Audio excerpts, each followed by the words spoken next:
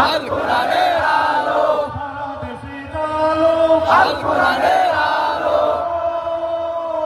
যারা চাও সমাজ থেকে দূর হয়ে যাবে দুর্নীতিবাজ, দুর্নীতিবাজ, যারা চাও সন্ত্রাসীদের সংখ্যা মুক্ত সুখের সমাজ, সুখের সমাজ। যারা চাও সমাজ থেকে দূর হয়ে যাবে দুর্নীতিবাজ, যারা চাও সন্ত্রাসীদের সংখ্যামুক্ত সুখের সমাজ।